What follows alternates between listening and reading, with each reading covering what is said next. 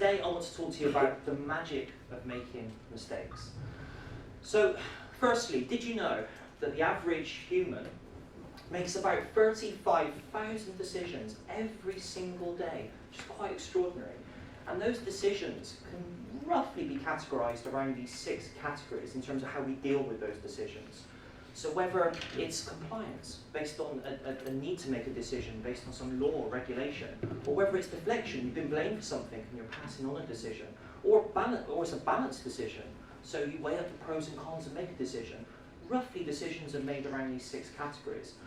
That's obviously a lot of decisions that are being made, and obviously the potential for a huge number of mistakes. And obviously it's the mistakes that I want to really focus on today. So people are obviously making lots of mistakes, but why are they making these kind of positive decisions? Well, people, when they make decisions, they're usually making those decisions based on the need for a positive outcome. So that really got me thinking, and I pulled together a very, very scientific graph which basically shows positive outcomes over time, or age, actually, in this matter. So actually, as people start to make more and more decisions as they progress through their life, actually what happens is people tend to make more positive decisions because that's what they learn from the positive outcomes.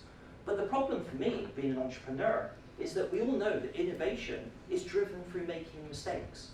So actually, I think it's fairly obvious to say as we get older, we tend to make less mistakes, which tends to be why entrepreneurs tend to be, just generalize it, tend to be slightly younger, because maybe they haven't yet learned that fear, the fear of making mistakes.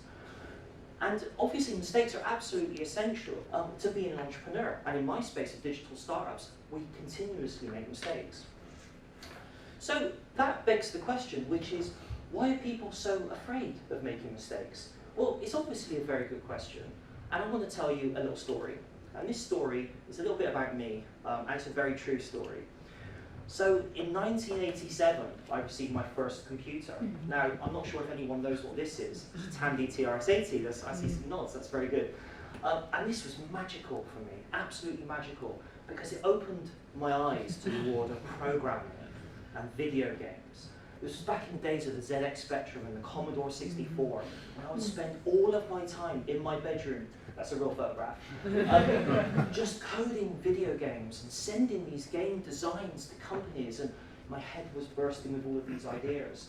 But ultimately, I failed, didn't get any responses, and it really went nowhere. And you know, I guess the thing with failure is that you just learn from those mistakes, and I learned a lot. And it was obviously disappointing at a young age not to get any responses back, or feel like the dream, I guess the dream of my career, it just didn't really materialize. But I moved on. And what happened when I was about 12 years old, went to secondary school. And it was a very, very interesting time for me because I found conkers. And conkers were amazing. Everybody in my school was playing conkers. And that gave me an idea, a really, really big idea. I thought to myself, just what if I could sell conkers? Now it's quite big and it's quite audacious, but before I get onto that, I just wanted to talk a little bit about PPC. Now I'm sure you're all familiar with PPC. Does anyone know what PPC stands for? Pay-per-click. Pay-per-click. Well, I'm glad somebody said that. Yes, it usually stands for pay-per-click, but actually, for me, it was price per conquer. And this price per conquer was my key metric in terms of tracking the market when I was selling conkers in high school. And I would track the price of these conkers over time. And just so you know, a price of a conker was about 10 pence. And it was quite interesting what I saw happen. Because the interesting thing with my high school was that we had a single source of supply. We had a single conker tree, and that gave me a BHAG. Now, I'm not sure if anyone is familiar with a BHAG, but it stands for a big, hairy, audacious goal.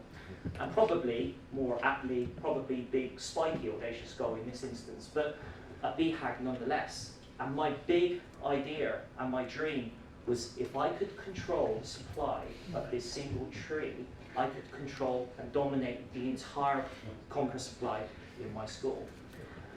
So I built barriers to entry, and those barriers to entry was me And all of my friends, we would guard the tree at every possible opportunity and control the supply. So that's what we did, quite genuinely. And what we saw was quite interesting. We could drive up the price of these Conkers almost overnight. Actually, 3 times the price. They were now worth 30 or 40 pence a Conker. It was quite extraordinary. But we realised that actually our supply was becoming hugely constrained. And actually what happened was, and this was quite genuine, a quite scary time for us, because less Conkers were falling from the tree, and we knew very quickly we wouldn't have a business. And we were entering a very, very dangerous time in the business of selling Conkers. And that I call peak Conker. And peak Conker was upon us, and we knew it was coming. But not only that, we were also fighting off low price imports coming into the market. We couldn't believe that other children were bringing their own Conkers in from home. And this had a hugely detrimental effect to our PPC, our price per Conker. So we had a board meeting. And our board meeting, like all other great board meetings, were around the back of the bins in the school, and we had to make some decisions, some decisive decisions for our business. And that decision was we needed to diversify. So what we decided to do was to bring into the market 2 brand new product lines. And those product lines were the Jumbo Conker. So the Jumbo Conker, obviously a super-sized Conker, and my favourite, the Super Conker. Now the Super Conker was very, very special. Pre-drilled, pre-strung, but one very, very important secret. It was baked, which meant that we could give a guarantee, money-back guarantee on this Conker. So we brought these Conkers into the market, and something extraordinary happened. Even though we weren't selling many of them, actually the price was 20 or 30 times more than the other Conkers. It was quite extraordinary. We were making fairly good money. But something else then happened, which we didn't plan for. And that was seasonality. And unfortunately, 3 or 4 days later, we had no market and we had no business. So we failed. But obviously we learned from those mistakes and we moved on. The next business idea, and there were a string of failures in between, but the next big idea came just a few years later. This was around the time that our school was on a major health initiative. So gone was the chocolate and the fizzy drinks and the sweets, and in came the vegetables and the fruits into the school canteen. And you know where this is going, right? That gave me a big idea, the big idea. I was going to put the sweets right back into the school. There was clearly a market for this. The macro conditions had changed, and we saw there was an opportunity, and we had to take it. So we did some extensive market research, which involved me walking into my local corner shop and trying to find out where they would buy their sweets. And we actually found, not this macro, because this one's in Thailand, but we actually found the cash and carry where they were supplying their sweets. And I know I'm on camera, so I have to apologise to my father, who doesn't actually know I used his business card to open an account. so I'm sorry, Dad. But we opened up an account with the cash and carry. It was quite extraordinary. And we took the business idea to our headmaster.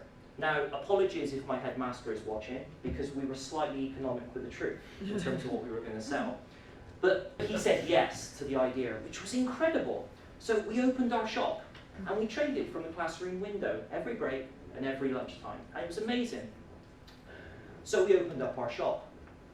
And we waited, and we waited, and we waited a very long time. And actually, the truth is, nothing much really happened.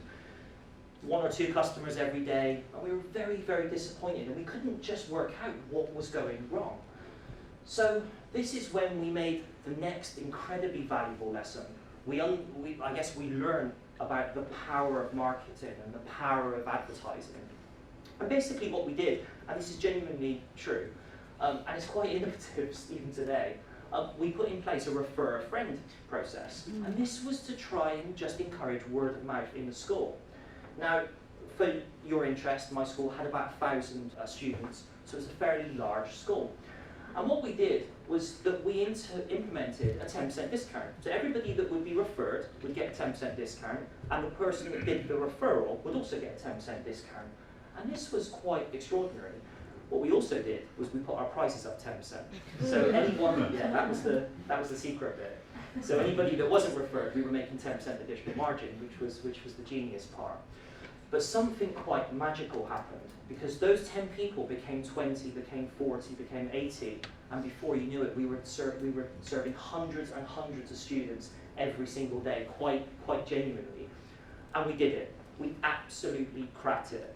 And it was absolutely incredible. And we moved to a new premises, 2 windows, which was extraordinary. A much better location in the school as well, so good natural footfall, etc. And it was incredible. We were absolute rock stars in our school. It was unbelievable. And quite genuinely, the business was turning over about £150 a day, which for a 15-year-old, I can tell you was good money, still good money. But unfortunately, with all of that success and being a rock star in our school, it came with some challenges and some big learnings. We had to recruit and hire people that we trusted, fellow students. We had to deal with security. We even had to deal with storage. You know, we were selling so much fizzy drink and sweets. We had to store it somewhere. But 2 other big learnings for us. You know, people talk about the work-life balance. We had the work-school balance. Every single day we were consumed by this business and how we were going to make more and more money. And often, you know, in business people talk about the share of wallet. We had the share of pocket money. And we worked out, based on genuine market research, that every child walking through the gate was bringing about £1.50 into the school. So we knew that there was a maximum cap in terms of where our business could go. But I guess the biggest thing of everything was we were changing consumer habit. And when I say changing consumer habit, I mean the canteen was starting, the official canteen was starting to suffer.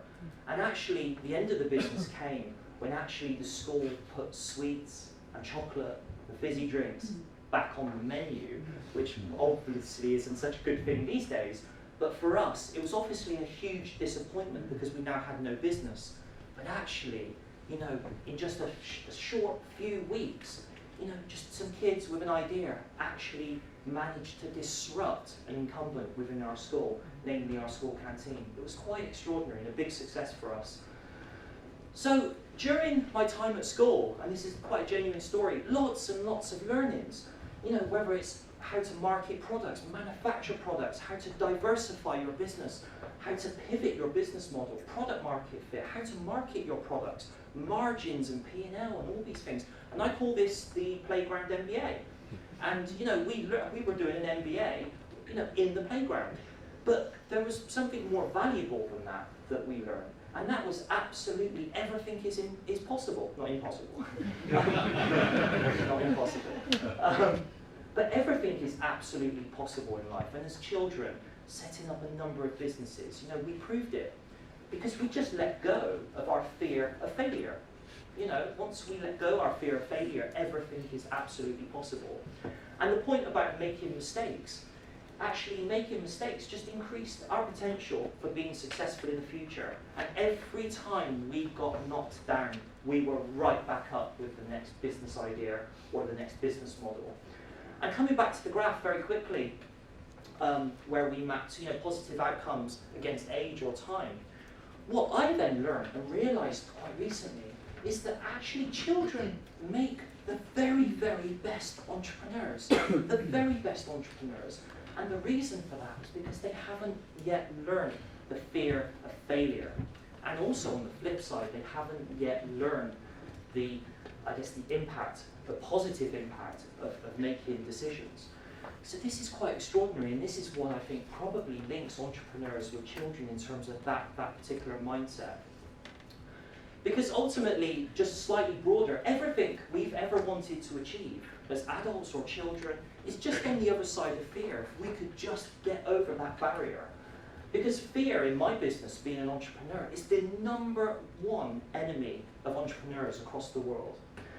And as children, as I said already, the children are just utterly fearless.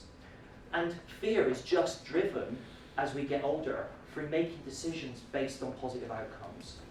Mark Zuckerberg once said, a very famous quote, "Move fast and break things," which is a very, very entrepreneurial quote.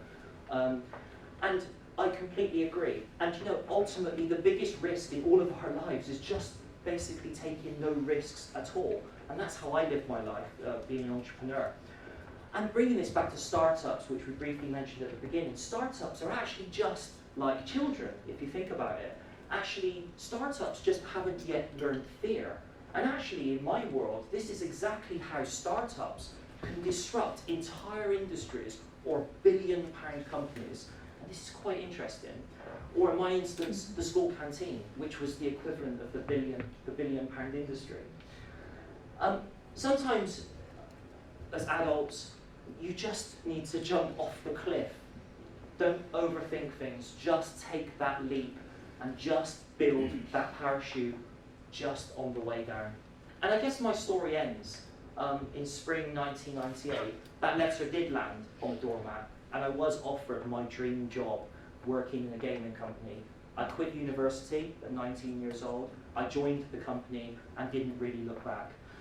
So I guess if you only remember one thing from my presentation today, slightly tongue-in-cheek presentation, I just want you to remember this one very, very important thing, that from small conkers grow very, very mighty trees. Thank you.